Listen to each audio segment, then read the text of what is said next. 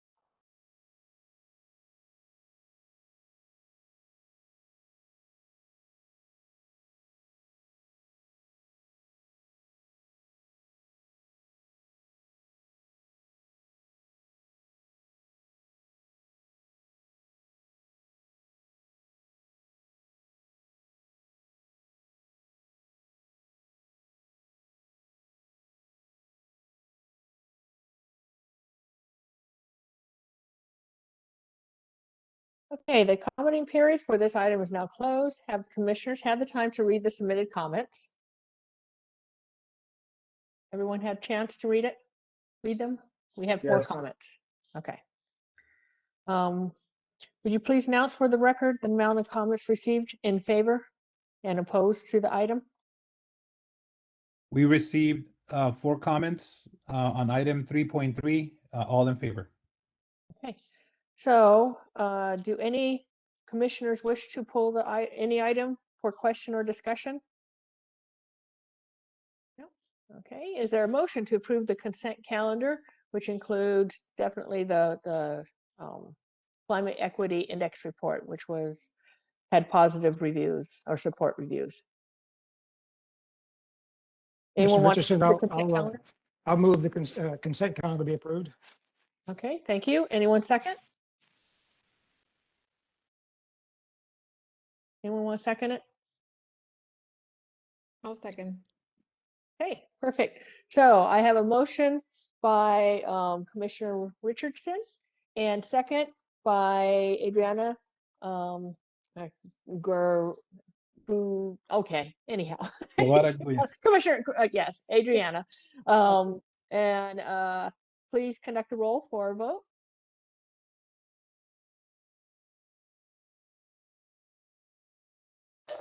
Okay, give me 1 second. Okay, Commissioner Baugh, Yes. Commissioner Guevara Gluyas, Yes.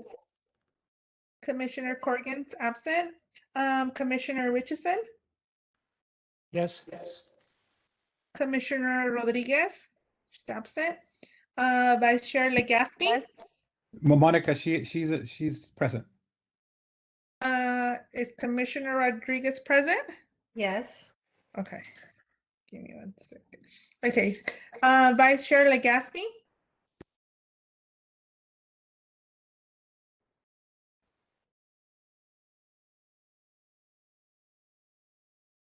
He was just on. It looks like his internet connection might be bad. Oh, he's back. Low bandwidth.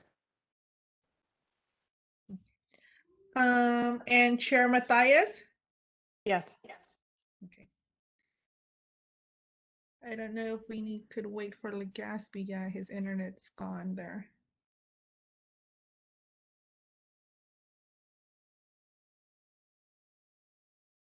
And he call it in real fast?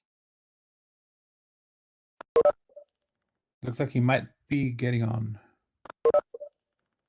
No. There he is.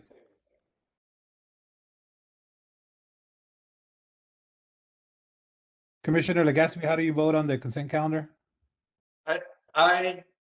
My computer, believe it or not, I hit the space bar to unmute, and my laptop decided to do an update. Oh no. But luckily, I have my desktop right here. Okay, but you were able to hear what's on the consent calendar? Yes, Okay. yes, So, do you approve? yes. Okay, thank you. Approve the consent calendar passes by unanimous vote. Okay, so thank you guys. Public comments. The public comments is a section of the agenda for members of the public to address the board in items that are not listed on the agenda. I will now call for a 2-minute pause to allow the public to submit any final public comments. And as always, commissioners, please refresh your screen to ensure the newest comments appear. Thank you. ca.gov/virtual meetings. And just a reminder for folks to mute if they're not speaking. Thanks.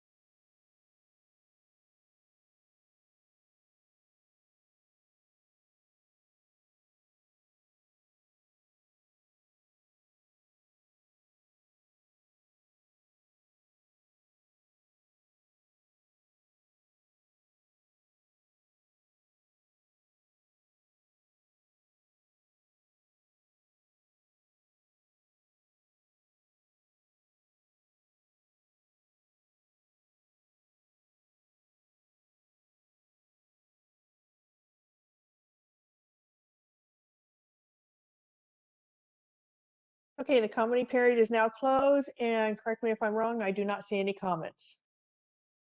Okay, we'll move on. Items requiring no action. We're doing presentation right now. The next item on the agenda is under presentations. Clarification on creation and drafting of Sustainability Commission agendas. And the presenters are going to be the city clerk and the city attorney. So staff recommends that we hear the presentation and we provide input.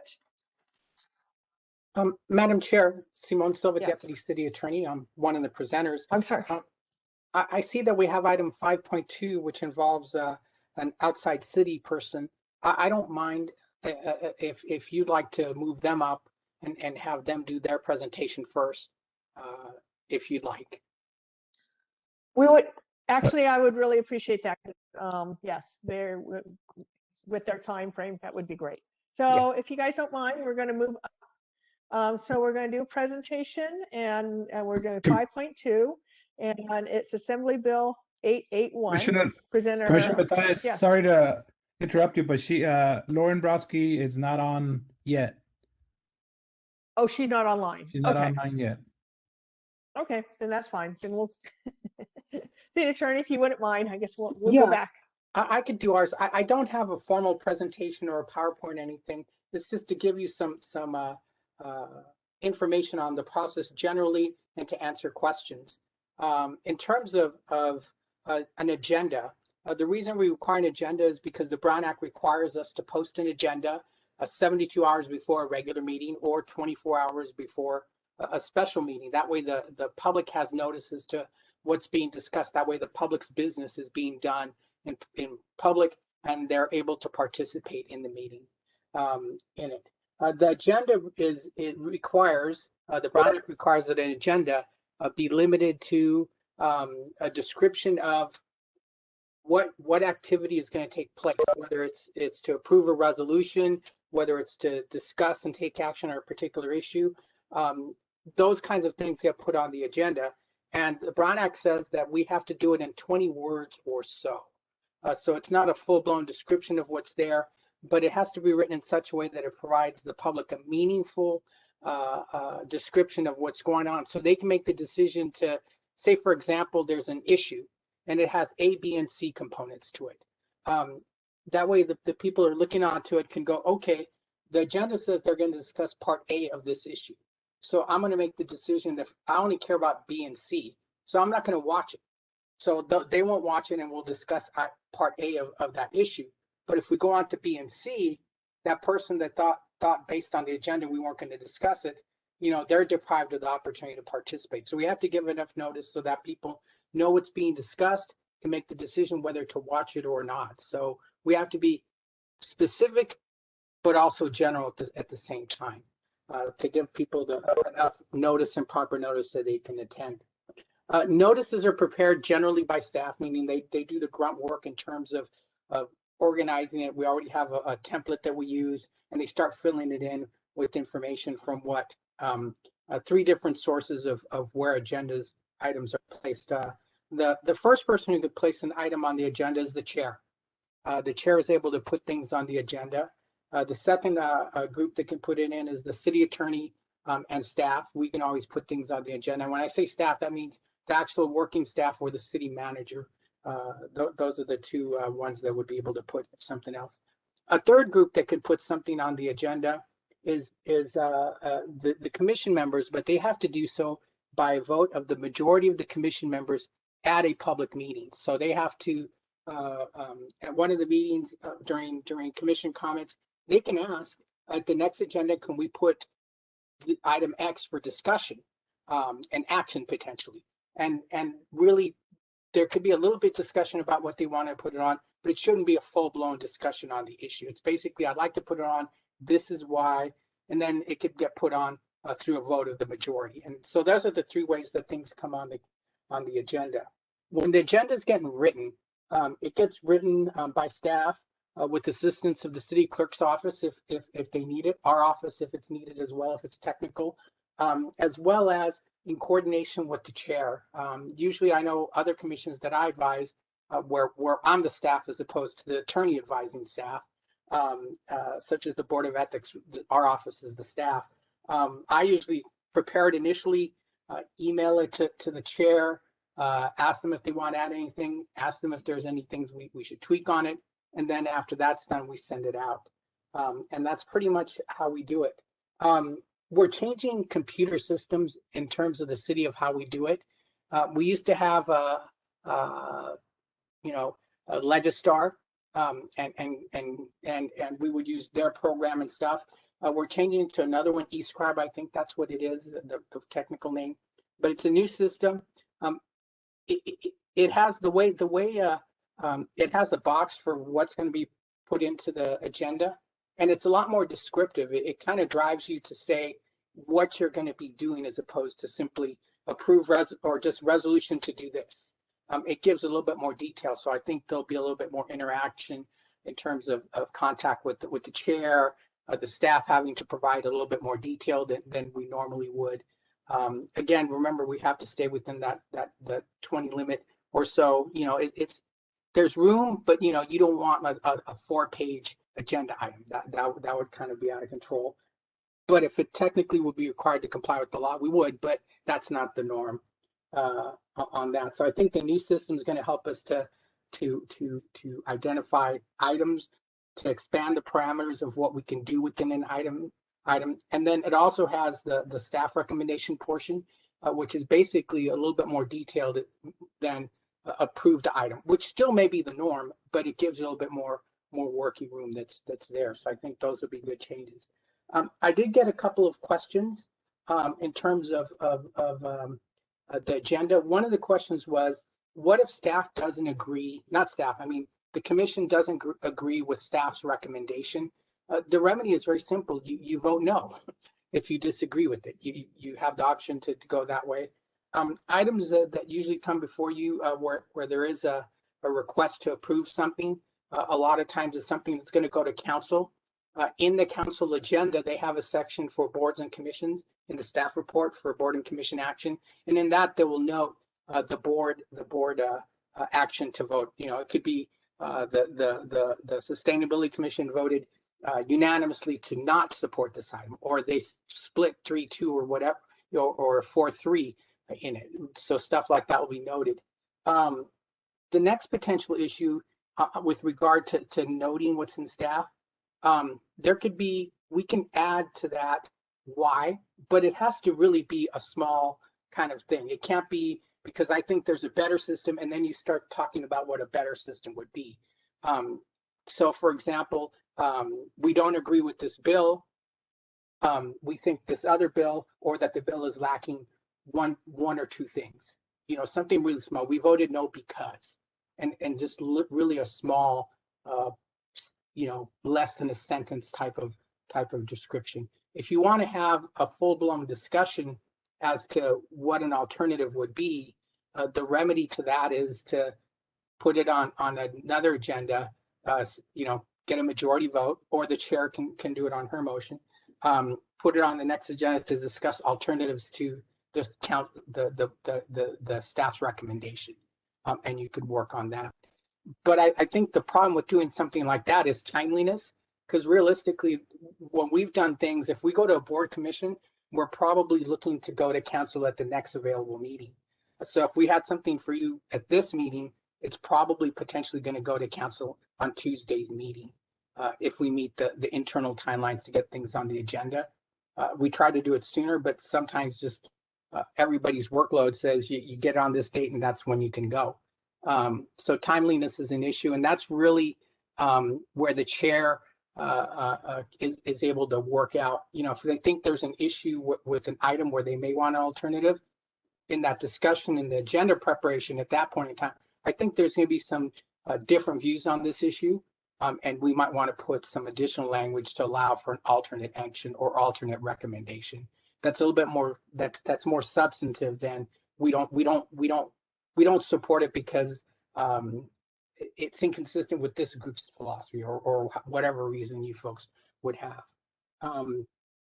So that's pretty much all I wanted to bring up. I'm available to answer questions. I think the new format and gives a little bit more allowance for description of an item. What staff wants to do gives a little bit better description. I think we'll see an improvement there. And then also making sure we work with the chair to get things on worded in a way that's more helpful to the commission as well. So are there any questions? Commissioner Richardson, yes, I have a couple questions. I appreciate the briefing. I think it's very helpful. There's an item on this particular agenda which I want to kind of use as a case study as to why I requested this be brought back. And that's item number 6.1. Basically, if you look at that particular agenda item, what it says is that there's a discussion and action, proposed revisions to municipal code and so forth with a staff recommendation. Commission approve the proposed revisions and forward to City Council for approval. What that basically says is I've got a yes or no answer to the staff recommendation. I approve or I disapprove. And I think you just described that was the case. What I see in Agenda 6.1 is inadequate information. The public even know what the commission is proposed, what the staff is proposing. If this had been worded, for example, to say consideration of adding 2 members to the Sustainability Commission, one a youth representative and another representative from another agency to expand the commission, that kind of description without a staff recommendation, frankly, would tell the public what we plan on discussing, what we want to do with this agenda item, and give them the chance to weigh in. Expand the commission, don't expand the commission, youth member, no youth member, those kinds of things, so that there's actually some information that the public gets when this agenda is published. And frankly, giving us a choice to say, approve what the staff says or don't approve is pretty much restricting this commission to be a rubber stamp for the staff or do nothing. And that just isn't a comfortable position for me to be in as a commissioner. So I think the fact that 6.1 is on this agenda and frankly doesn't say one iota what the staff is even being recommended here, other than amending some section of the city code, doesn't seem to be adequate enough, in my view, to qualify as a Brown Act, as complying with the Brown Act. And I'm not an attorney. You certainly are, but I'm not comfortable with this. And much of what we see, frankly, coming on this agenda is this kind of thing where there's a general statement of the agenda item and then a specific statement that the staff recommends certain things or the other.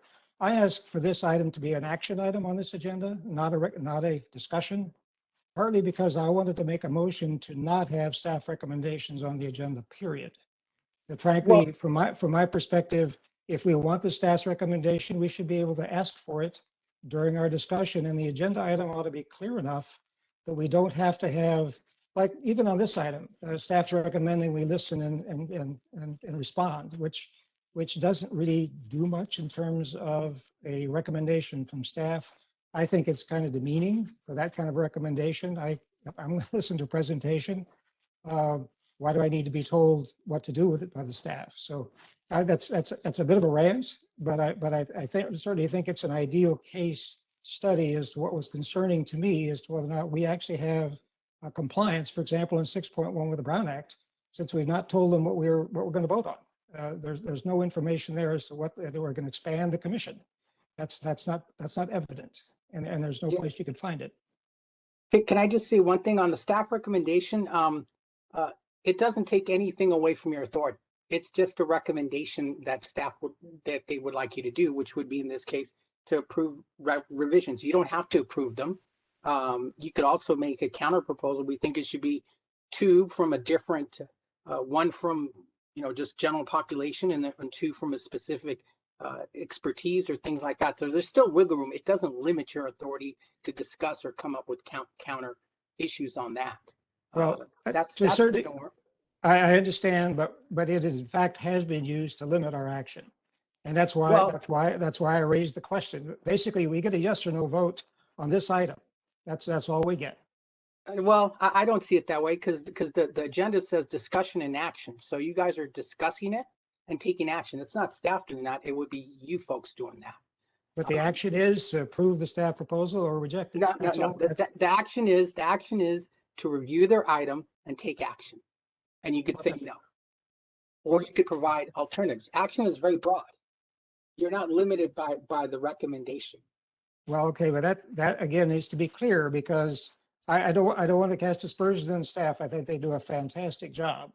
But we have run across this hurdle before. We're basically saying, well, if you want to do something other than approve this and send it to the city council, we have to go to our next agenda to do that. The very thing you described about, the timing and so forth, where we're basically in a situation where we have to rubber stamp, or we get nothing else done until it's too late.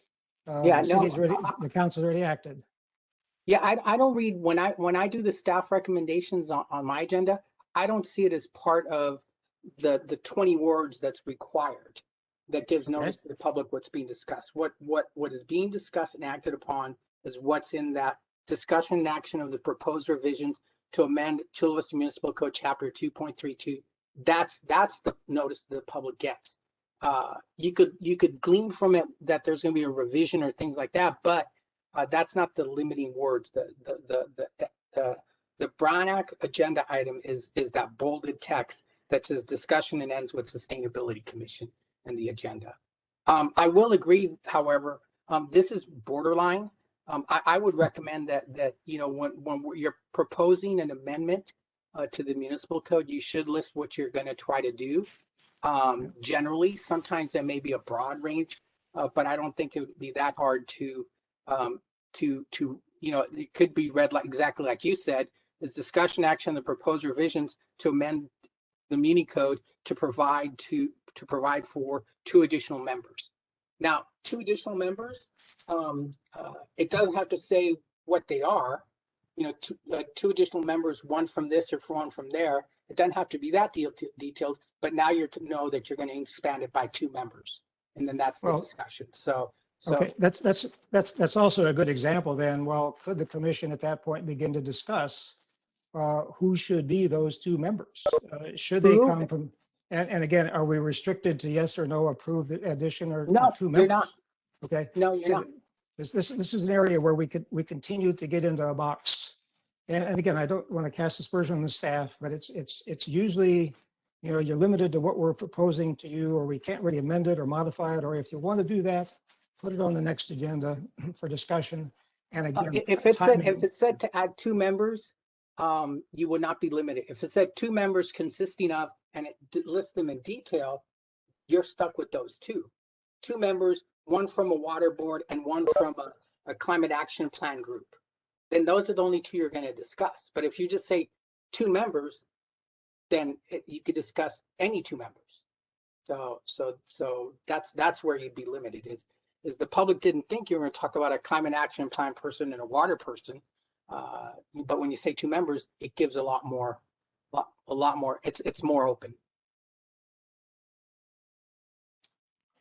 okay. And if I can jump in and add some information as well, specifically regarding the staff recommendation. So the Brown Act also wants to make it clear to the public what action the commission might take. So in addition to the agenda being for you and for the commissioners to understand what's going on, it's also for the public to understand what's going on and have an idea of what kind of action the commission might take. So on this particular item that we're talking about now is, clarification on creation of drafting items. If the staff recommendation could be a number of things. It could be hear the presentation and provide input. It could be make recommendations to the city council to change how agenda items are drafted. So the recommendation is really intended to give the public an idea of what kind of action the sustainability or whatever meeting body might take. So that's a best practice that we use for city council meetings and for all of our other boards and commissions.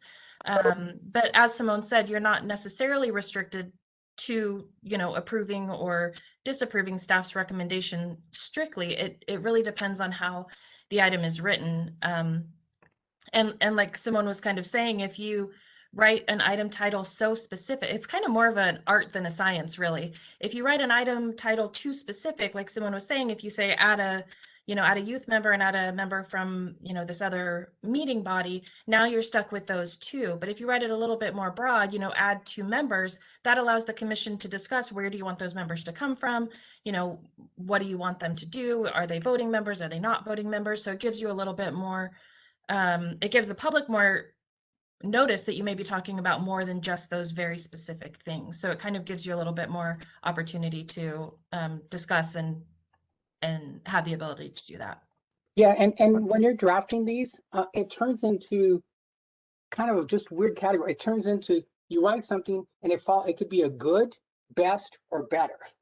There's different categories to it because this can this isn't the best, but it's not so bad you don't know what you're talking about, because if you read 2.32.060, that just says the number of members that you have, and so based on it's written, you can either increase or decrease. I would like to have it just say addition of positions, because that's more accurate, but the other one isn't less accurate, it's a little bit broader. So it turns into which is better. I think the way you proposed it is better, because I think that's what they're actually looking to do. I don't think this is bad, but I would prefer to have written it like you said. But that's a function of draftsmanship and just is it enough? And when we're here at the meetings, when I'm looking at it, I may be more liberal when I'm writing it, but when I come to the meetings, everybody ends up being a lot more conservative. Because if somebody has a doubt like you do, then the public might have a doubt. So we get more conservative when we interpret it at a meeting. So it's really it's a balancing act of issues. And especially if in terms of you can't act on it. So the best advice is when you can't act on it is set it for another meeting. Doesn't mean you can't. You just have to do another meeting because the way it's written, it was too limiting. Like I said, this could be take action to amend this section, which deals with the number of people on the board or on the commission, which is 7. That's what this section says. Have a agenda that says amended to add members. Again, that doesn't say who those members could be. So the discussion could be anybody, or have 2 members and then list the categories. And so if you have the third one, you risk limiting to only adding those 2. So there's a spectrum that's there. And so I think the way you propose, and arguably this can fit the criteria. I prefer to redo this and bring it back to say we'd like to amend. And I wouldn't even put a number, just amend, because you could sit there and during your discussion say, well, if you're going to increase it to 3. Although 3 with 7 puts it at 10, and that's usually a tie number, which we wouldn't want.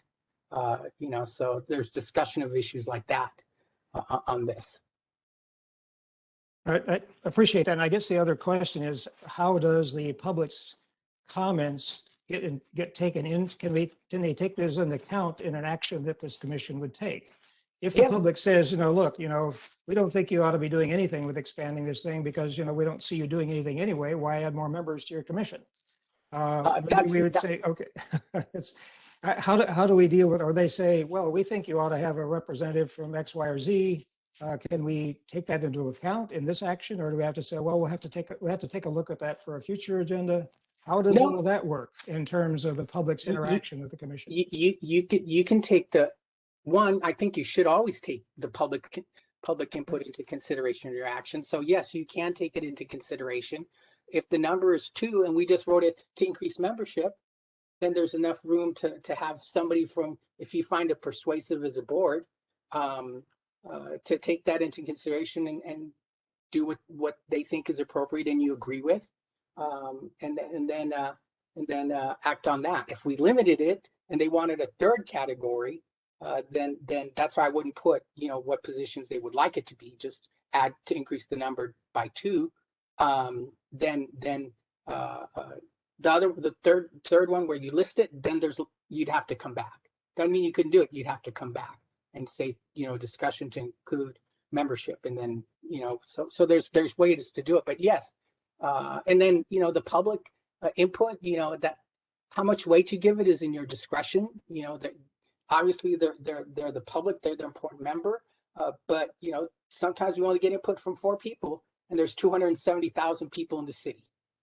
So it depends what weight you're going to give it, whether you think they carry the word of what everybody wants. It may be the people that really are interested in it that follow these meetings. It's a tough decision and a very tough line for you folks and council to decide. But you know, it's you absolutely, I think, should and must consider the public input. Even to say no, I don't think we're going to do that, even though everybody that's commented says no, and this is why. You know, it's just letting people know what your decision is based on if you disagree. That's part of the discussion. Okay. You know, And part of this again was your recommendation that we find a remedy. So I asked you the question about the limitation imposed by the staff recommendation. You said that needs to be remedied, and that's why I asked for this meeting. How do we remedy well, what appears to be a restrictive situation? Now, what I'm taking away from this is that the staff recommendation does not restrict the actions this commission can take. That seems almost incongruous by saying, well, you really can't do other things other than what's kind of in the staff recommendation. That's a difficult. I'm not talking about the necessarily staff recommendation.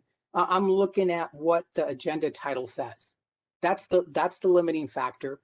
The staff recommendation just gives what they would like done and gives the public an idea of what could be done or what's being recommended to be done. But the limiting factors really is what's written in the agenda title. And so when you're looking at it and it says, if it says approve resolution, like I said, then the action for you to take is either yes or no, and give that one brief sentence of we disagree because, and then that brief sentence. If you want to do something else, then on something like that, where it just simply says approve the resolution, but then because the public only expects yes or no in that context, then you'd have to come back. And again, the title really is something that could be worked on with the chair and the staff. If the majority votes to put something on an agenda,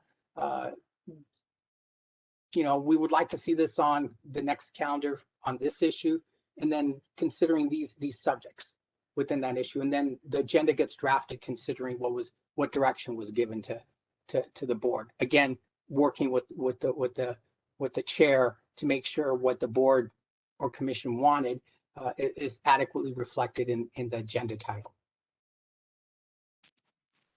So really, there's no single answer. It's really like Carrie said, the city clerk said it's kind of a little bit of art, a little bit of science, a little bit of law. It's common sense, trying to get it to work. But the big thing is making sure that we give enough notice so the public knows what you're going to do. And if you have something that says approve resolution, that's what the item title says. There's not enough notice to the public there that anything other than approving it or not approving it is there. So we can add to stuff like that. And so if staff tells you they can't, it's because they really can't. But it doesn't mean you won't get heard, because you could put it on next agenda for, we would like to have alternatives to this issue. And you could propose, generally, we want these broad subjects covered, and then we prepare it.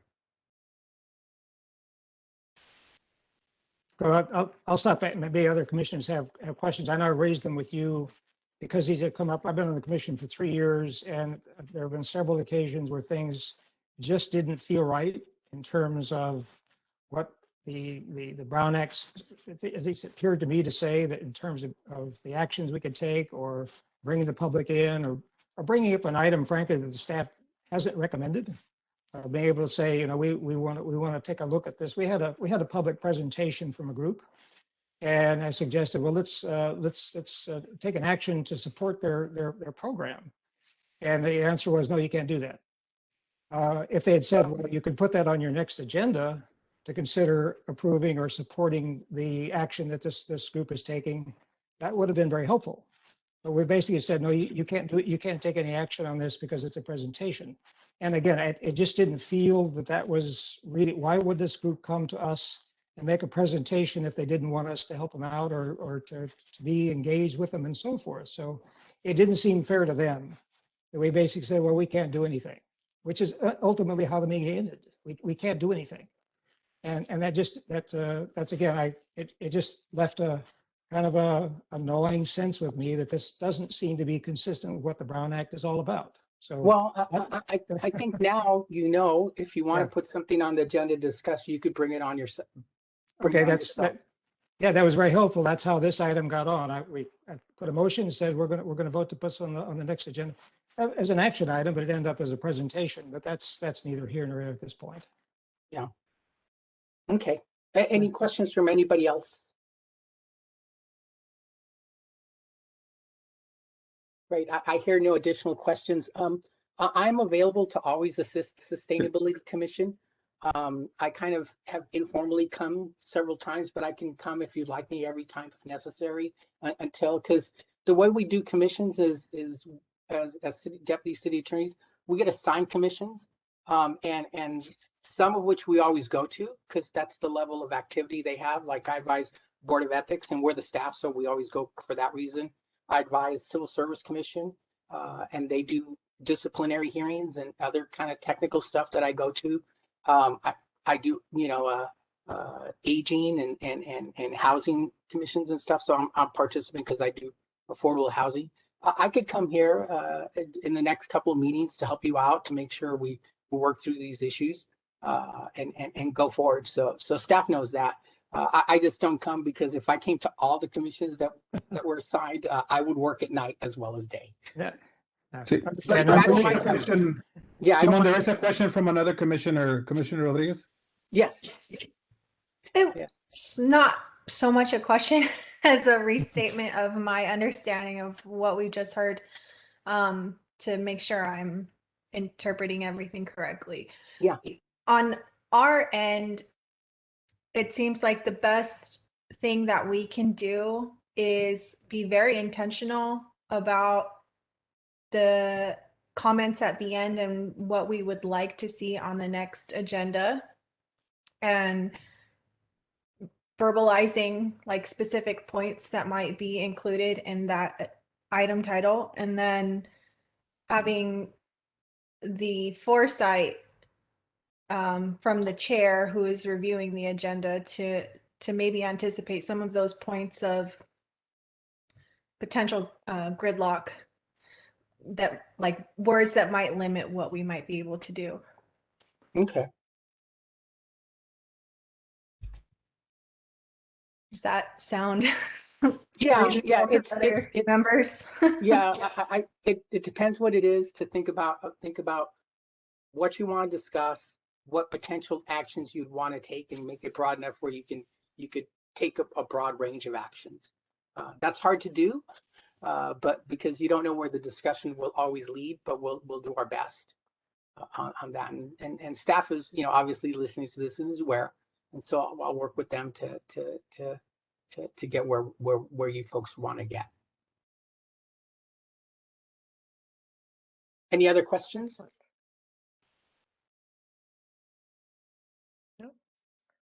You do, Commissioner Ball, I'd like to ask a question. Yes. I'm also trying to summarize. And so I'm understanding that if we disagree with the staff recommendation, we can have a short explanation about why we disagree, but we can't take an action on something else. So if, let's just say they support 2 and we decide we really have to have 3, we couldn't vote that day to have three members on the commission. We could only disagree with the staff recommendation and then bring it up the next time with 3. No, I think if the agenda item would read to increase membership, and they're recommending 2, but you want 3, it is written broad enough where 3 is an increase of membership. So you're not limited by 2. Okay, so if we had said, well, we wanted to decrease membership, then it would have to come back again. You know, so Yeah. that's, okay, Yeah, that would be different. The public wouldn't know that you want to reduce the number. yeah. And that kind of, some people might be surprised. They said they were going to increase it, instead they went the opposite direction, you know. If that were a possibility, you know, we'd come back on that one. You know, we would discuss increasing it. No, we think it should be lower. Then you'd have to come back for action on decreasing it. So it's a little bit cumbersome, but you know, it's just it's the right way to do it, to give the public the most opportunity to participate. And Madam Chair, if I can just make a few final comments as well.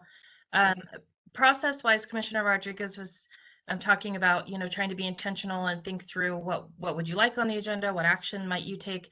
That really helps staff because, you know, it's easy to misunderstand exactly what your intentions are. So the more detail you can give, the better staff will be able to help with writing the title.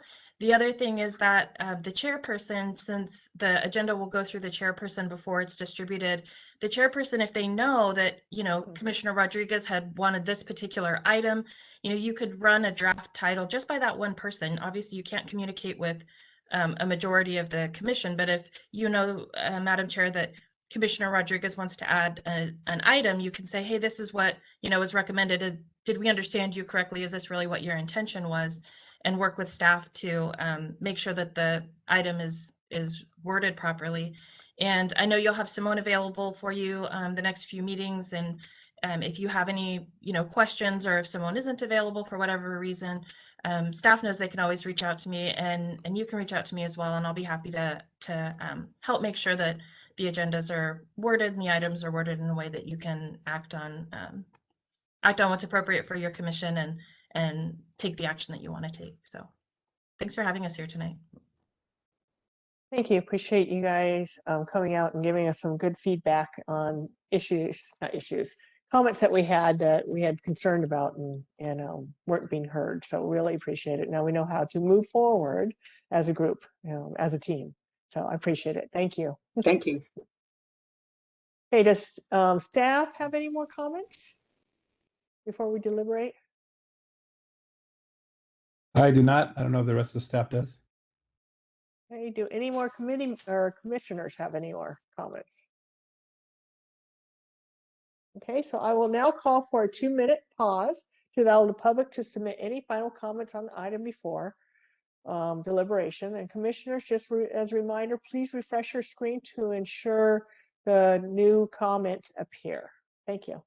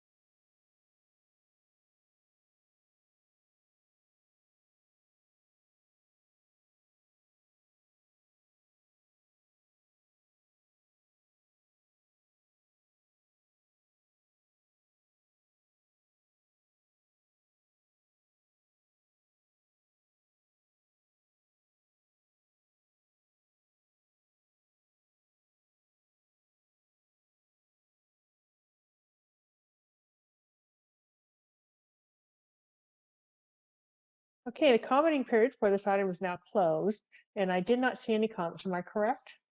Correct. There was no Yes, sir. comments received. Okay, so we will move on to the next item on the agenda is item 5.2 under presentations. And here we will have Assembly Bill 881.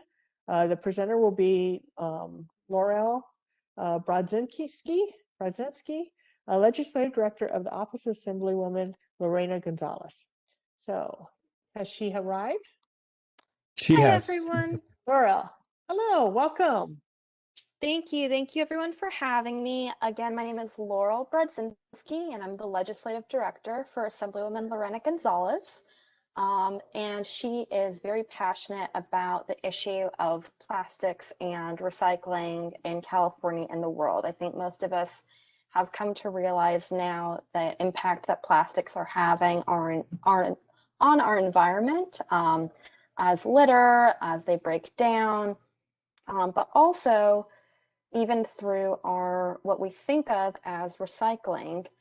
And this is really what AB 881 seeks to do. And so historically, we have met a lot of our diversion and recycling goals by exporting our waste. And we've exported our plastic waste to China. And in 2017, China implemented what's called the National Sword Policy, which sought to dramatically reduce the amount of contamination in plastic waste that they accepted. We then shifted over to other South Asian countries. And what's happening with these exports is that we're exporting to countries that really do not have the infrastructure to properly manage waste. And so the evidence is showing that these plastic exports are ending up back in the environment, either through dumping, they're incinerated, and that's really, toxic fumes into communities there, or just through improper management, end up in waterways. And so what 881 would do is it would classify exports as disposal instead of recycling, unless it meets strict criteria in conformance with the International Basel Convention, which would allow for exports of bales of polyethylene, which is PE, PET, and PPE, to count as recycling. And so, think about PET, that's like when we think about a clear plastic water bottle, we know that those types of plastics have real end markets. Those are being recycled versus other types of plastic where the evidence is showing that it really is not. It's ending back up in the environment or being landfilled.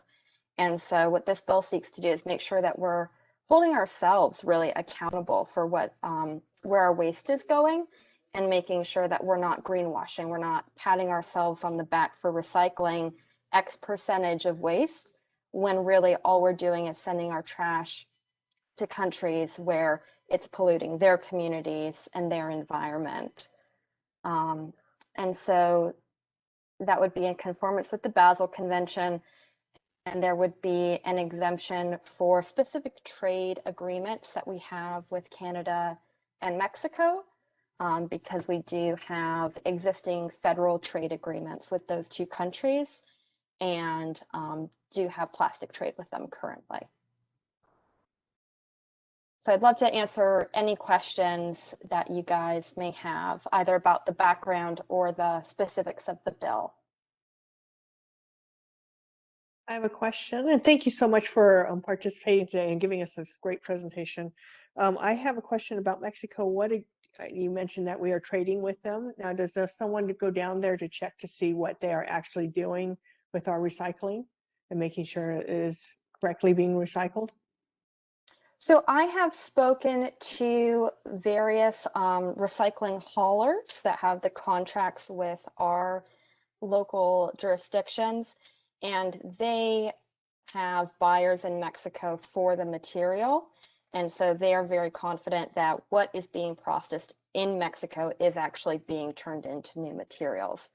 I can't speak for the individual facilities, but from my understanding from the recyclers, that is being turned into new materials. Thank you. Laurel, this is Manuel Medrano with Environmental Services. Just wanted to also bring up another reason why Canada and Mexico were chosen were, my understanding is because they're part of the new trade agreement, which basically the new version of NAFTA, which also requires additional environmental sustainability and other protections to not only exports, but also other ways of managing waste and materials. Is that the case, Laura? Yes, that is correct. And then we additionally have a bilateral agreement with Canada that speaks more specifically to the plastic waste trade, and so has specific regulations on that. We're also expecting to have another similar bilateral agreement with Mexico that's going to speak specifically to plastic waste trade as well.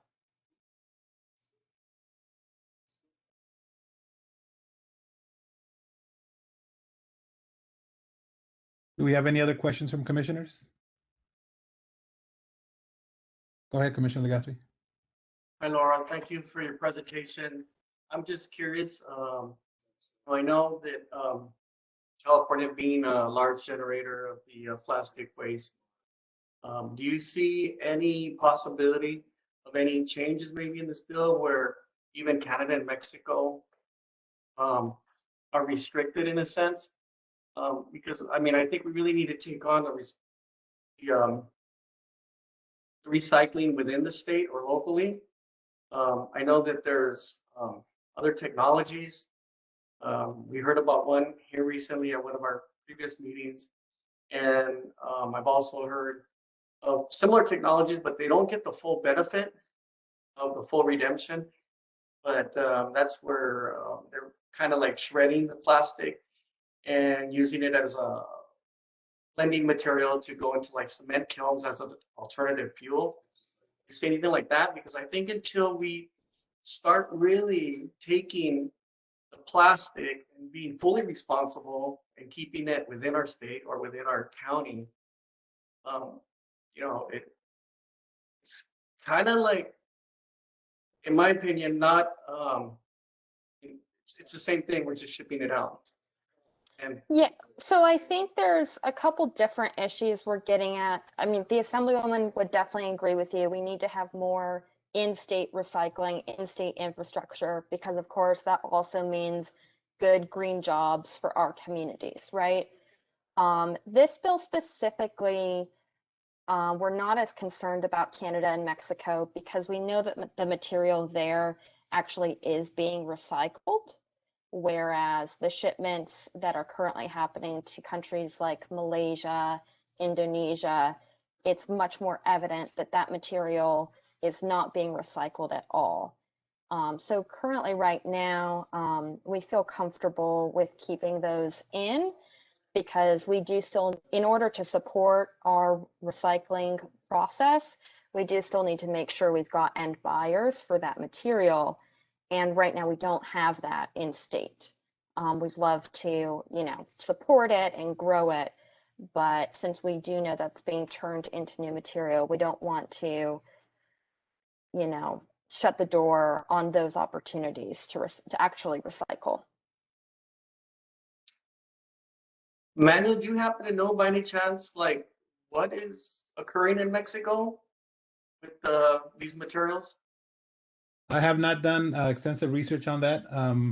I do know that the exports into some countries like Malaysia and others that don't have the technology, it's a bigger concern because of, you know, sometimes they just in a way cherry pick through some of the material they get, and the rest of it ends up in our rivers and waterways. But as far as Canada or Mexico, exact knowledge, I don't have it at this point. Our processor, our local processor, EDCO, tells me that for the majority of the mixed plastics, they have markets, pretty strong markets in Mexico, and like Laurel said, they're confident that it is getting recycled. But what I see about this bill, I don't want to take a position on it. Obviously, the city hasn't taken an official position, but it's it will create additional markets. I know the concern is that we should have a circular type of a model economy here in California for all of our plastics, but a lot of the material that will stop counting as diversion that's going to countries like Malaysia and others in other Asian countries will create a bit of a disruption, and it'll create, I believe, it'll create markets in the state and at least domestically. So. Okay, I just, like I said, I was just more concerned because I mean, I know China cut us off, and I actually appreciate that because I think it makes us more responsible for the material and the contamination. And if we're kind of just doing the same thing in a sense here, but closer, what does that achieve? But thank you, Laura. Well, it's gonna be, I know, an ongoing challenge to figure out how these plastics are gonna be addressed fully. And I will just mention one other thing, maybe for your guys' discussion, that so right now the United States has not ratified the Basel Convention. I think one of the very few major countries that has not, but that may change with the Biden administration. And so if that should happen, then it would be illegal for the United States to be exporting these kind of trashy plastic bales as well, since we wrote this bill to be in conformance with the Basel Convention. So I just wanted to mention that as kind of another dynamic with the exports that's happening. Thank you. I do have another question, it's Chair Mathias.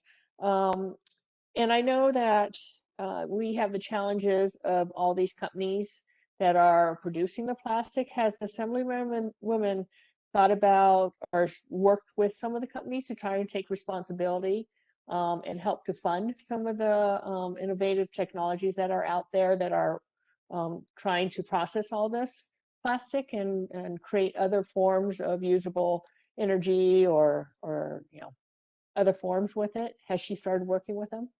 You know, I am so glad you asked that question because producer responsibility really is so important in tackling this crisis. We're never going to be able to confront the plastic crisis if all we're doing is playing catch up on the back end. So in 2019 and 2020, the Assemblywoman ran a bill, AB 1080, along with Senator Allen, who was authoring SB 54. And these bills really would have created a fundamental shift in how we think about plastic waste and recycling by creating an extended producer responsibility model, where it would have been on the producers to figure out how to achieve specified recycling rates. And that means actually ensuring that material gets recycled into a new product, either as, you know, post-consumer content back into the same packaging, or, you know, water bottles becoming clamshells, or, you know, benches, other materials, right? Mm-hmm. And we had extensive conversations with the producers about how this would work.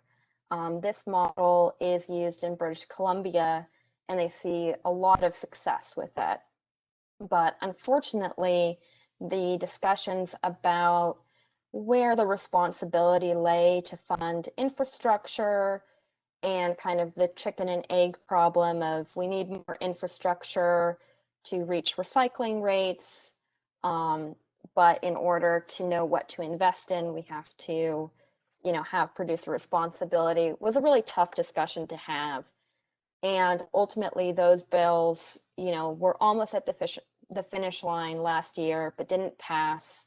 We also had some really difficult dynamics in the legislature with COVID. And that definitely impacted our end of session. But there is an initiative being put forth by the supporters of those bills.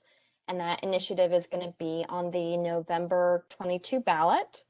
And it's going to have some really great producer responsibility for meeting recycling goals, having to make their packaging out of recyclable materials, and fundraising for more infrastructure within that as well. And so Senator Allen has reintroduced SB 54 again this year to have a legislative vehicle to continue all those discussions. Assemblywoman Gonzalez is joint authoring it again this year. But I think at this point, we're also really looking at the initiative as a possibility because we know that voters are really fired up about this issue, and that may be a more fruitful discussion than coming back to the legislature. But yes, I think producer responsibility is definitely the pathway forward. Excellent. Thank you for answering that. Chair, you had a question from Commissioner Ball. I was just trying to understand if the bill passed, the 881, what will happen, like in the short term? We won't be able to ship product over to these Asian countries and we won't get credit for recycling. So what does that mean? I mean, is there a penalty to it? Or what, I mean, what is the alternative that we'll be able to do? I could answer that question. This is Manuel. Well, for those programs that don't have healthy markets for their mixed plastics, as pretty much what the in reference here is, they will not get the credit, excuse me, for that diversion that is required by the state. So they'll have to make sure that either through other avenues, there are recycling other material like organic waste, like fibers, mixed paper, plastics, and others. It will, like I said earlier, it will create a bit of a disruption for those programs that don't have those more healthier markets. But again, it will be something that will help develop in-state and domestic markets, and obviously it'll probably increase investment in Mexico, at least to handle a lot of the material coming out of California. And when they don't get credit, do they get fines or what happens? Yeah, the state CalRecycle, the agency that oversees these programs, will first notify the jurisdiction, and they will be put on an enforcement or on a compliance plan. That after a certain amount of time, it becomes an enforcement plan. And if that's not met, there is the possibility for fines after a certain amount of time that is not where compliance is not met. Yeah, that was exactly right, Manuel. Thank you. I had a question. Basically, Manuel, you said that the city has not taken a position on this bill. Is that correct? Yes, that's correct. And this may be a question for Mr. Silva. Is there any reason why this commission could not take a position even though the city itself is not?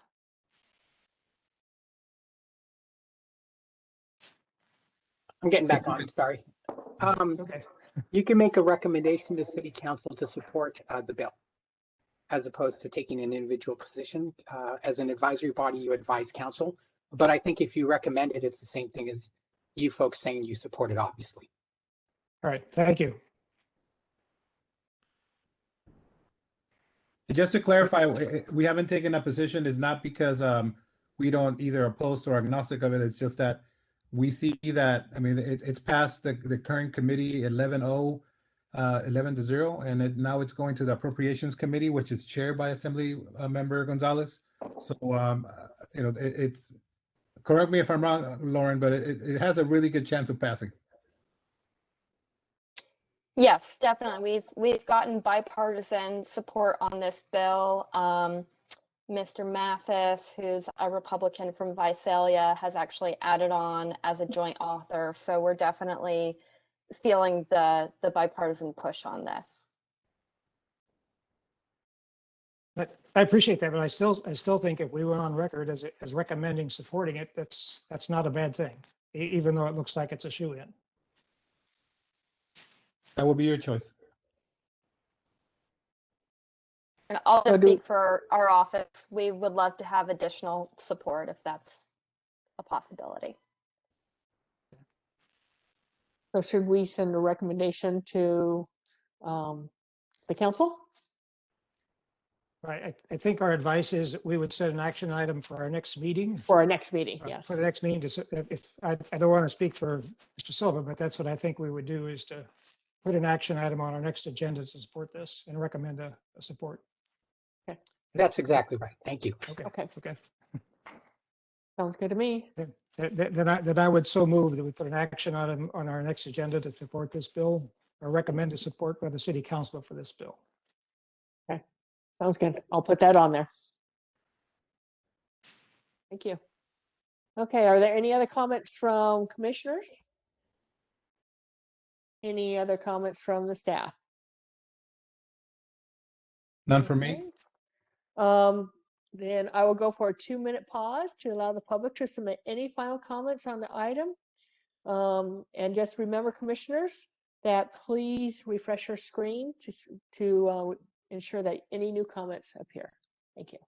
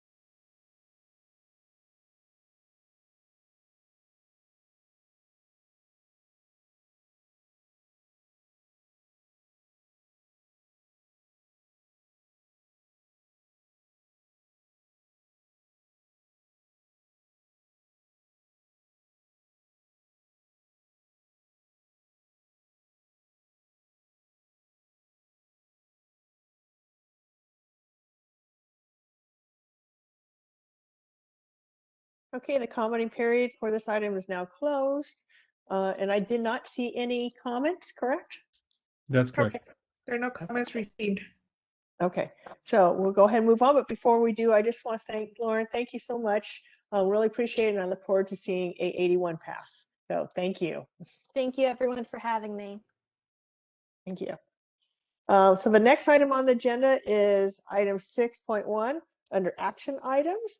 And it's the discussion and action on the proposed revisions to amend Chula Vista Municipal Code chapters 2.32.060 membership related to the governance of the City of Chula Vista Sustainability Commission. And as we had discussed earlier, it was about the to provide two additional, but we don't have a number, additional members to our commission. And staff recommends to approve the proposed revisions and forward it to City Council for approval. Madam Chair, unless the item is time sensitive, I would recommend we move it to the next agenda to clarify the title, because the title doesn't indicate whether it's to increase or decrease the membership, because it discusses proposed revisions, but they're not identified anyplace else. So we could clean up the agenda and then put it on the next meeting. I'd support that, yes. That sound good? Okay, then we'll go ahead and move it to the next. What do we need to do on that end? On mine? No action. We'll just it'll be taken off the agenda and It'll be we'll tabled add it for back the on next. with corrections. Okay, we'll be tabling this for the next month's meeting. Perfect. So then let's go to. Oh, okay. So we will be, sorry guys, I have to look at my It's 6.2, deciding to fill. 6.2. Oh, no, I see it down here on the bottom. Okay, the next item on the agenda is 6.2. Under action items, discussion and vote on a new member to join the Climate Emergency Declaration Committee. That one laid everything else out, so I get that. Thank you so much. Let's go ahead and discuss this and for a discussion for a new member to join the subcommittee is the staff's recommendation. So does the staff have a presentation? Hi, this is Colleen Wisniewski. I do not have a presentation. I just wanted to give a quick update on the history of this item. So to remind everyone, late last year, the commission had an interest in drafting a potential climate emergency declaration. I think after hearing what other municipalities had done in the region. So at the next meeting, we the commission decided to form a 2-person subcommittee. Well, that's just how many folks ended up volunteering and being voted in. We've been meeting a couple times over the last few months, making a little bit of progress, doing some research on what other local jurisdictions have been doing, having some discussions about what we think, and when I say we, I mean the 2 subcommittee members and myself and Corey Downs from staff, what we think we might want to do and what the commission is kind of feeling in general about what this may look like. So we've been kind of chipping away at that. Commissioner Rodriguez needs to step away. She's had some work changes and just needs to balance her schedule a bit more. So she needs to step away from that subcommittee at this point. So now we have 1 person remaining in our subcommittee, which is Commissioner Baugh.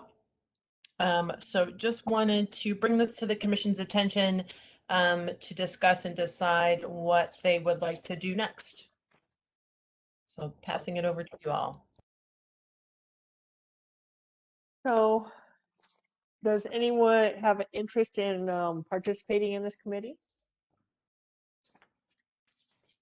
I think it's more or less participating with the time frame. As an extra time frame. Any comments?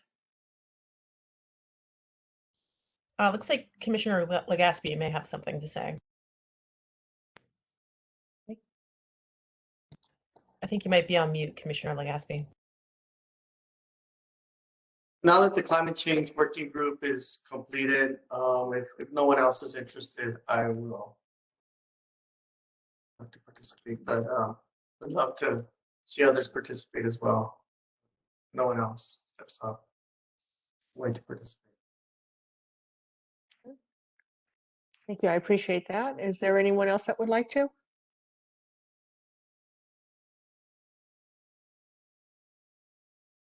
Well, maybe also Ed, you could, don't forget, we're going to be adding a couple more participants or a couple more members. So they would hopefully be able to help you out too. And we do have a member that is not here tonight too, so we could also ask them.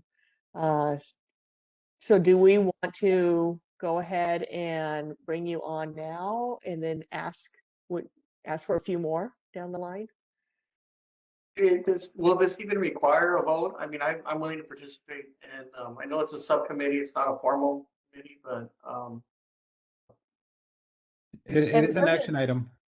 okay. So it's an action item, but doesn't say that we can't have more than 2. So, you know, that could work out to where we ask the other member and also the new members that will be joining us if they would like to participate. So, Yes, I believe the stipulation is we can't have more than a quorum. So yes, as you increase the membership of the commission, then you can add more people to this as long as it's not a quorum of members. Okay. So if you want to add one now, and then if you end up adding 1 to 2 or however many more folks to the commission, then you can bump this up as well. Okay, that sounds great. Does that work for you, Ed? Sure. Okay. So any more comments from any of the staff or the commissioners? Sorry, just a reminder, this is an action item, so I think you do need to do a vote once you're at that point. Okay, yes, that's down below. But we need to call a 2-minute pause to allow for the public to submit any final comments on the item before commission deliberation. And commissioners, just a reminder, refresh your screen.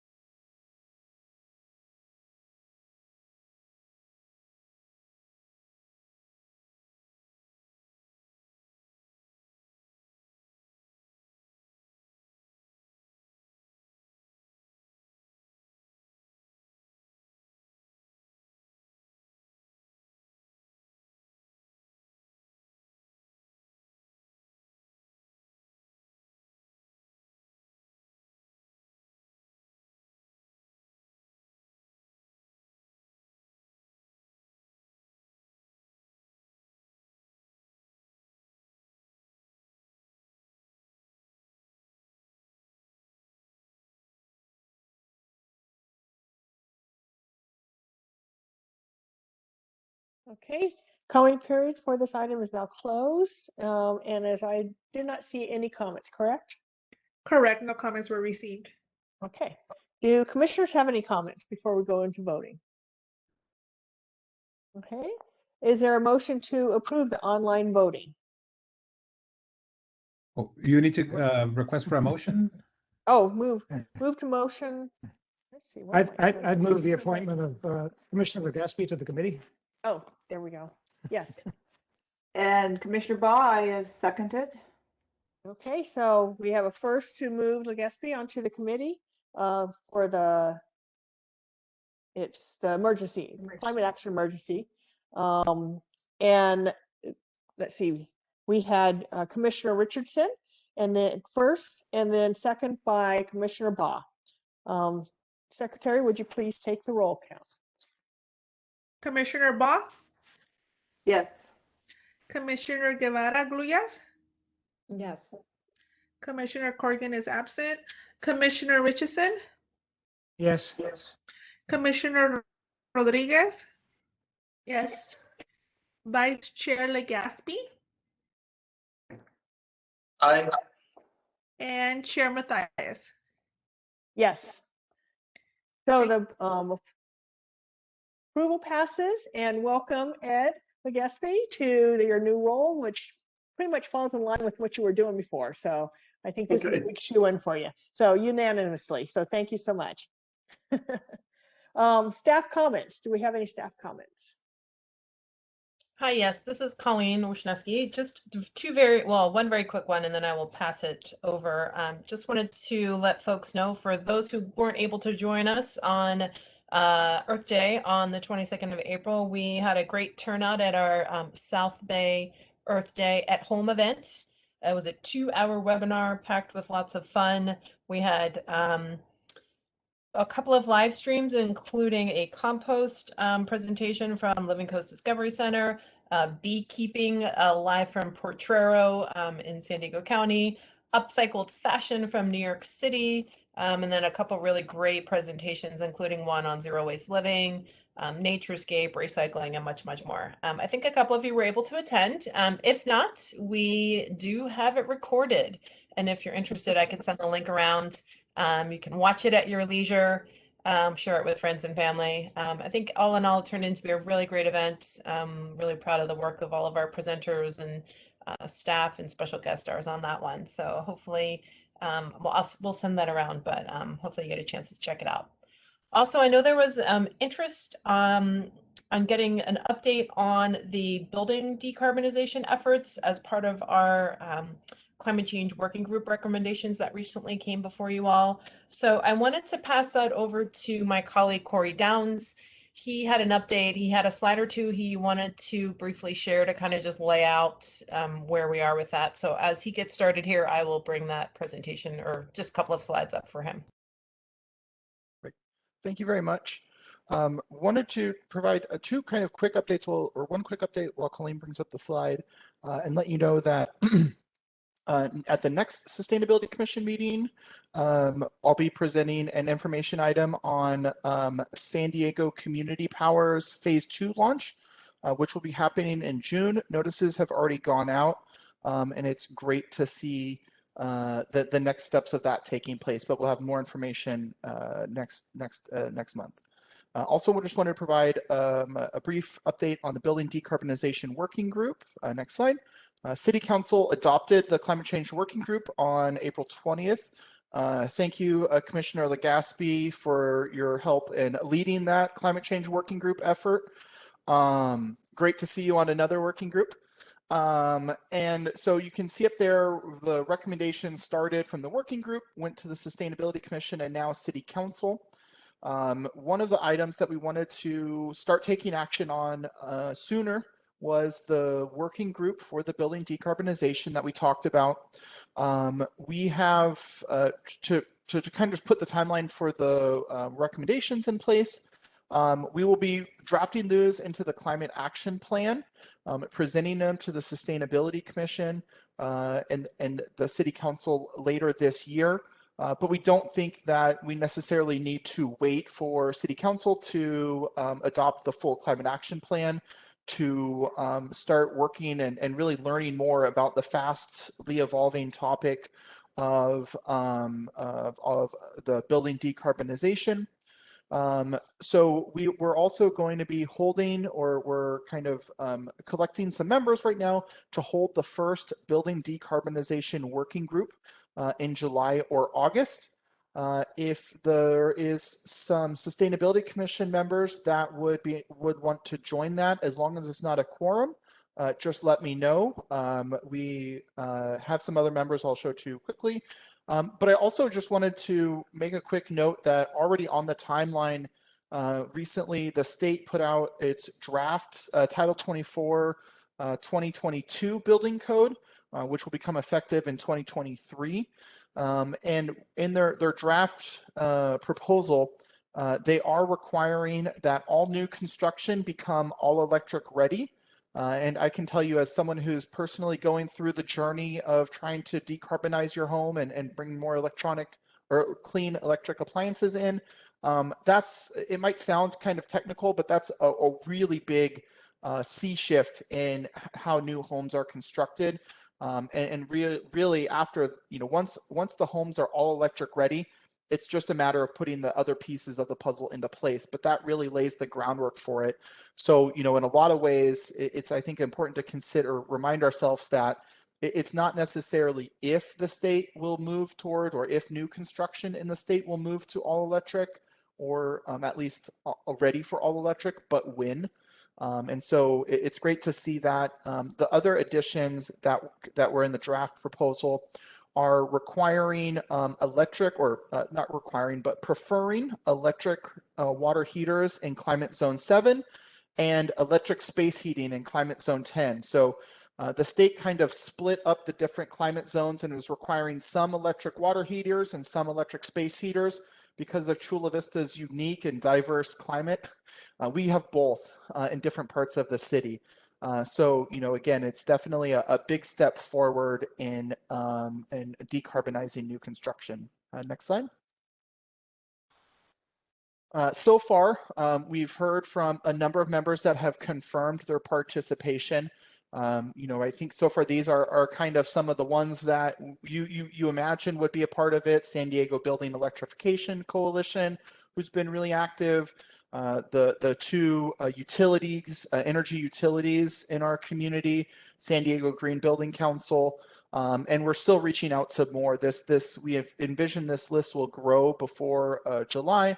But if there is any organizations, we're trying to focus more on organizations than individual community residents, because we do envision this will be a pretty technical working group. And we really do want to dive into those technical aspects and look at what the complications or programs, support that is needed to decarbonize our new construction. But, like I said, if there's some sustainability commissioners, as long as it's not a quorum, let me know if you'd like to participate, or if there's other organizations that you think would be interested, either have them reach out to me or pass along their contact information. I'd be happy to reach out to them. Next slide. And this is just kind of setting the stage for the Building Decarbonization Working Group. I think two of the items that from staff perspective would be really helpful are setting decarbonization goals. And so, this is, identifying new projects, providing short and long-term recommendations, but, these will need to be decided by the working group. These are just some staff recommendations, like I said, that staff are looking for initially, but there's definitely more that the full working group would have to decide on, as well as principles. Is that we want it to be cost effective for bill payers, equitable, clean, local energy. What are the principles that we're trying to support, and then what actions can we put in place to support those? So this will be, like I said, this will be something that we're already reaching out to, but you'll hear more about it once we do set a first date and have a kind of more finalized list of members. And then once we start holding meetings and find a regular schedule that works for the members, we'll definitely follow back up with the commission after meetings. I think that was all for me. If there's any questions, just let me know. And then I think with that, we can pass to Manuel unless there's any questions. Sorry about that. I have a question. Would it be possible to get some description, like a paragraph or something of what the working group is and the objectives? My desire to get something like this is to be able to send it potentially to different organizations who might be able to contribute. Yeah, I'll work to get that to Colleen and send it out to all the commissioners. That's a good idea. Thank you. Any other comments? Okay, then I'll pass it to Manuel if there's no questions on this item. Thanks, Colleen and Corey. Via the commission, I received a couple of inquiries to report back to the commission. I'd like to do that now. Briefly, I was asked to report back as to where our plastics that are collected here in Chula Vista are being sent to. And as we had a discussion with Laurel, for the most part, EDCO, the company that processes our plastics, tells me that they report back that they do have good, strong markets here, domestic markets, and in Mexico as well.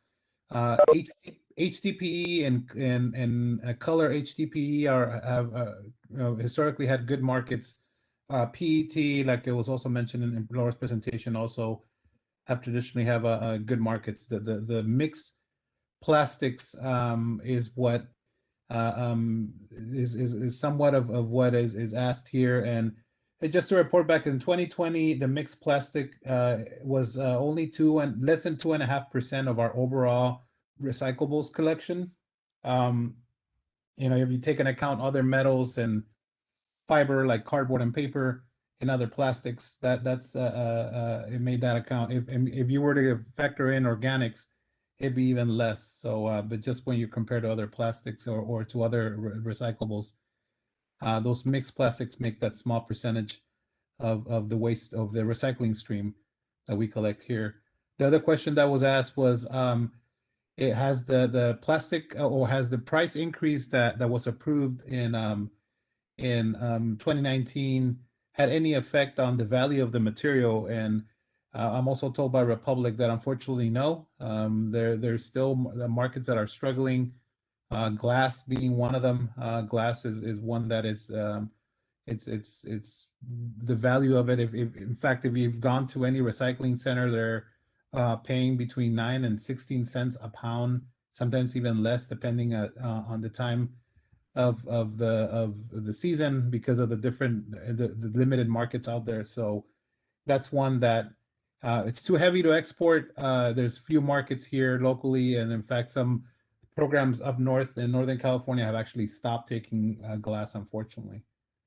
And then the other question was on the city of Carlsbad recently awarding the contract with to Republic Services to start collecting, to start servicing their city in 2022, in July of 2022. I'm proposing to invite a Republic Services representative to speak on how that additional truck traffic will impact Chula Vista. And so I could assure the commission that I could bring back somebody from Republic, as well as bring back the presentation that was scheduled for this week, and it had to be rescheduled for, for this month's commission meeting, I had to be rescheduled for next month. So that'll be part of that presentation as well. So that's all I have. If there's any questions from the commission, if not, that concludes my staff report. I do have a question, Manuel. Where do we stand on the Republic composting field trip? And also, we'd like to schedule one for EDCO too. Okay, so the field trip to Otay, we're working on that. Right now, there is some movement. They actually had to install new gas wells around the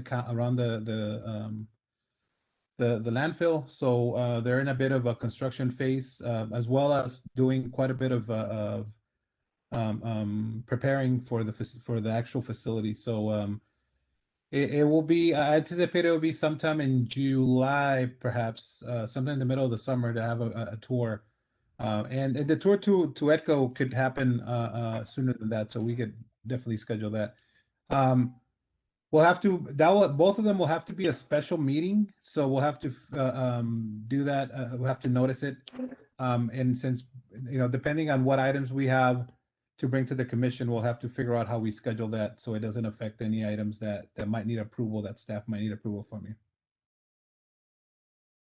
So what you're saying is we have to have a special meeting at that site? Yes, similar to the meeting, we had a tour of the Yes. landfill a couple of years ago. Okay. So it has to be notified, publicly notified. Is it any easier, Manuel, to have the tours or reviews or the audits of these facilities, like just having multiple visits and not bringing in the whole commission? Yeah, like maybe 3 at a time? Yeah, the landfill actually, well, not now, but and because of COVID, but they've traditionally held presentations and tours to various groups, so we could work on that as well. Now with ETCO, I'll have to ask because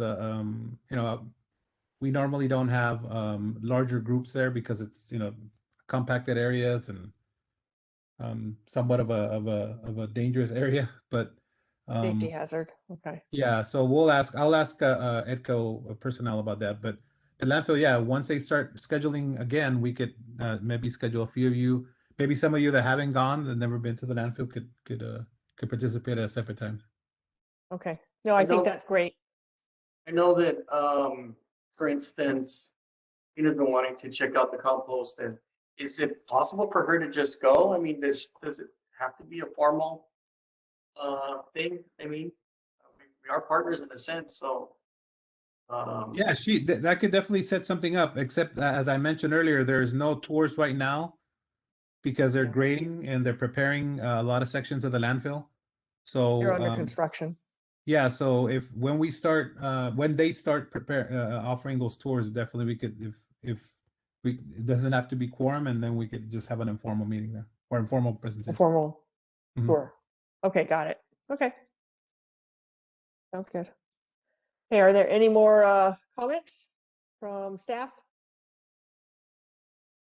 There's comments? Well, sorry, one Dennis is will not be able to give us any staff updates. I just wanted to also, sorry, bring an additional item up on you have appointed former commissioner and chair Romo to the Measure P oversight committee.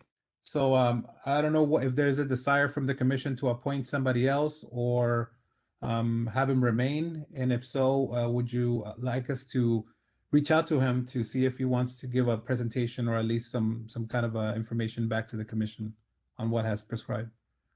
Actually, that would be great if he could, if he's still interested, and I know he's been participating, if he could give us some feedback of what's been going on, that would be wonderful. Okay. And maybe we can put that on for the next commission meeting. we'll work with him to see if he's available. Okay, excellent. Thank you. Okay. Any other comments? I do have a question, I guess, for Corey. I believe he may have left the call, but maybe one of us can answer, or we can, if you want to send an email.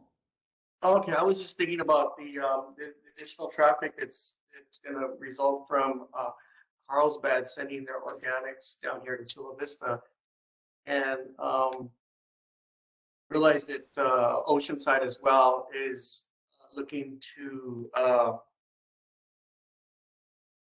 franchise, or is looking at renewing their franchise agreement, or it's out to bid, and I would imagine that Republic's going to want to also probably export or import those organics into Otay, since we've seen some mass marketing in a sense from Republic on the Otay facility. So I was just curious, from Corey's perspective, what the impacts will be as far as carbon emissions and it's been something we've talked about over the years, all these other presentations. So I don't know if that's something he can help with, as we see more heavy duty equipment and more traffic coming into our jurisdiction. Yeah, this is well, again, I could answer. I've been working with Corey on this recently, and he is and again, we could have him come back at a later meeting and talk about this on how the inventory is set. But if what I understand from some of the determination is that a vehicle trip starts in Chula Vista and ends in the Otay landfill, then we only account for 50% of the emissions in our community via the GHG inventory. But if they come out from outside of Chula Vista, they will not be included in our inventory. So he could clarify and add additional information to this if need be. But that's so far what we have determined. Then who would take account for that? Who would be, someone has to take responsibility for that. That's still yet to be determined. So it's an ongoing conversation. And again, just a reminder that, I mean, they're not the only company sending waste to that landfill. It's a regional landfill that happens to be in the county. So other companies, including the city of San Diego and others, are sending waste there, as they're sending to other landfills throughout the county. So yeah, again, there's a fluid conversation. We're still looking into how it would affect Chula Vista. And would we be, because that is Chula Vista where the organics is going into, would we be getting a fee for that coming from another city? A use fee at this point, no, because the landfill is in county jurisdiction. So the county's getting the use fee. They're getting a tip fee. It's a 2 cent per ton fee that they get from all the landfills on disposal. Okay. And it's not just from them, it's from other landfills as well. And Corey's rejoined the call. I sent him a message, so he's back on the line if you had specific questions for him. Sorry about that. Hi, Corey. Yeah, we were just listening here, how Carlsbad's going to start sending all their organics here next year. And I know Oceanside's out to bid, and I imagine Republic's going to try to market Otay as well. So we're going to see more heavy duty equipment and traffic resulting if Republic does win that franchise agreement. So the concern was, I know there's been a lot of heavy discussion over the last few years about traffic coming in and out of Chula Vista, you're transitioning through Chula Vista, but in this case, you're going to see traffic or heavy duty equipment. And also, how does that factor with the climate change or carbon emissions, and also the impact of the methane of all this extra green waste that's coming into our Otay as well. So there's a lot to it, but I don't know if that's something it sounds like you guys are talking about that and working on something. Maybe that's something that we may need to have further discussions on as a commission. In some ways, it's there's the actions that the city can do are a little bit limited. From a greenhouse gas inventory perspective, our inventories are really looking at land use decisions that the city has an impact on.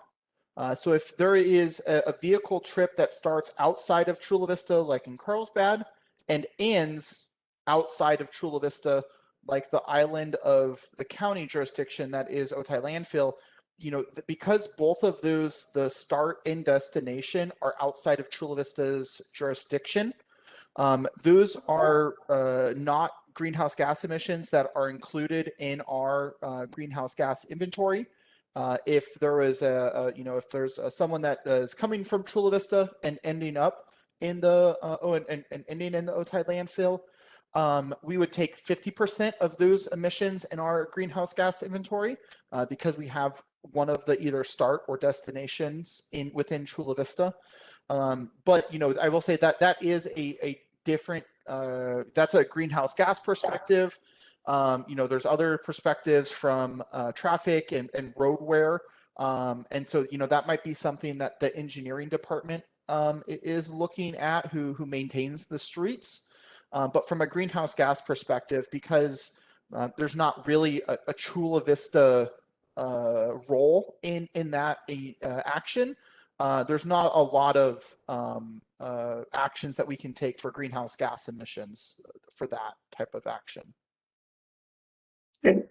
Yeah, and I kind of, heard from you and also from Manuel, that it is county or an island there in a sense, but I'm still thinking that, the emissions, they don't stay within that island. I mean, they're going to impact the surrounding community, like Iskaya and everywhere else as well. And that's, I mean, that's true of emissions across the globe. But really for Chula Vista action, I think we want to focus on what does Chula Vista control?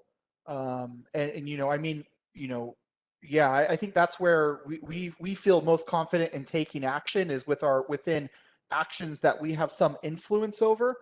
And so it's, it gets a lot harder when you're talking about neighboring jurisdictions taking action. And, we work as a region to make those improvements, but from our greenhouse gas climate action planning perspective, there's just a lot more opportunity to focus on the areas that we have some influence over.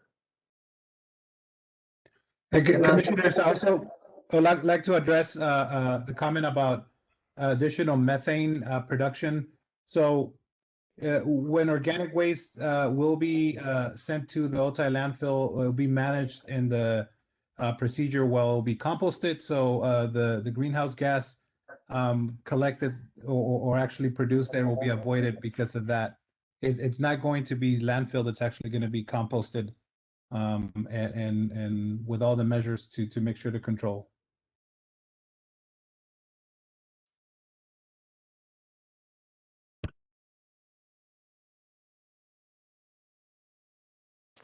Thank you, Corey. Are there any more questions? No. Okay. Let's see. So chair's comments, I pretty much asked questions already, made my comments. Any other commissioners have comments? Well, after you or you're going to go first? No, you Yeah, go ahead. ahead, Ed.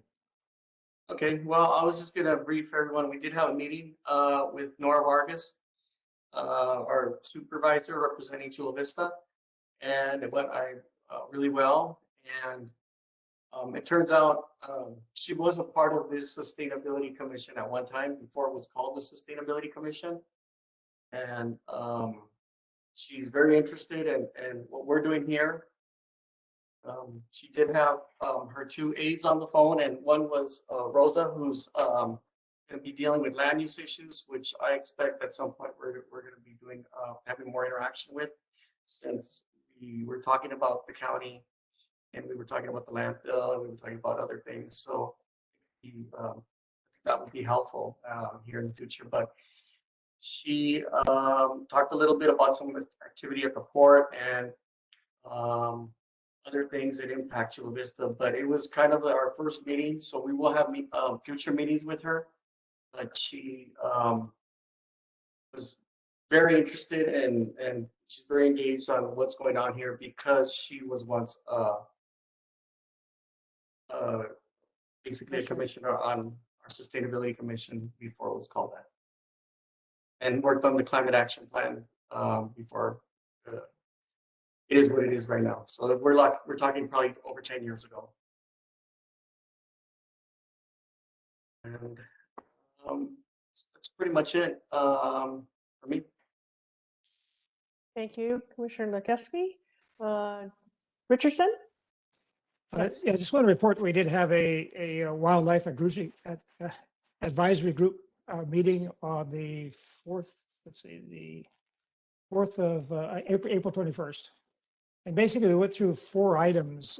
The Gaylord Pacific, which is building the convention center, has a huge glass atrium that faces west. And basically there were people on the committee who wanted to know how that was going to affect bird strikes, what mitigation measures have been taken and so forth. So we went through a lot of that. There's also a pond 20 mitigation bank, which basically is south of the salt works. They're trying to preserve that area for bird habitat and for migration and that sort of thing. So there's an update on that. It's kind of being slowed because of the coordination with the Corps of Engineers, but they're still proceeding with it. They're also got some grant money to do the rebuilding of the oyster beds. So there's additional work being done on that. So we had a briefing on that, and also the Costa Vista RV Park. And I think I saw somewhere this week where there was either a grand opening or dedication of that. So at this point, that particular project is in service. So those are the items we covered at that particular meeting. I'm not sure, does anyone want to, I could forward some of the presentation materials if anyone's interested in seeing them. But I'm not sure how much detail people want to get into, but that's what we covered at the meeting. I'm interested, especially with the Sweetwater Park. Do you know when that's going to come out? BC hasn't had a meeting recently. Basically, the Sweetwater Park, they've applied for multiple grants, and they've been turned down on all of them. There's $8 million grant application, and essentially the program they've been going after is the underserved community grants. And there is a question of proximity of the Sweetwater Park to the underserved community that they're trying to attach it to, but apparently there's another round.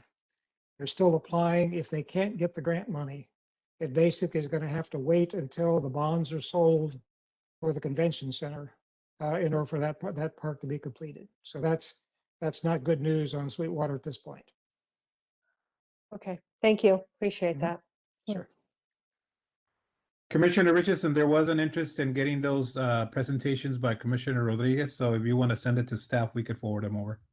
Okay, I'll do it. Thank you. Okay, so any more comments? I have a couple things. Yes. So as Colleen sort of alluded to, I just wanted to let everybody know that I've switched positions. As you might remember, I was a postdoctoral researcher at UCSD with the Center for Climate Change Impacts and Adaptation. I took a permanent position with the Navy. So now I'm an oceanographer for the Navy. However, I still maintain my affiliation with the center. So I'm still going to be involved with work along the bay and advising the next postdoc who is filling that slot. And then along the lines of the center's activities, I wanted to update the group that the center has a desire to build a relationship with Chula Vista. Most recently, we put in a letter of intent to propose a study on extreme heat and human health in the city, and city staff were very supportive, and they met with us and provided a letter of support for that. Unfortunately, the funding body that we were looking to receive that grant from didn't want to move forward. It's a philanthropic group, and they had other priorities this year. But the center is working with Scripps Institution of Oceanography Government Relations to find another mechanism to bring in funding to support that study. So I just wanted to let you all know that that interest is there, and they're moving forward on the analysis of the available data to try and get some preliminary results to make a stronger proposal for whatever mechanism they identify. Excellent. Well, thank you so much, and congratulations on your new job. Thank you. Any other comments? Okay, so it is 7:04 p.m. and I'm adjourning this meeting to June 14th, 2021 of the next regular meeting of the Sustainability Commission via teleconference in Chula Vista, California. So thank you, everyone. Have a great night. And again, congratulations, and we'll see everyone later. Thank you.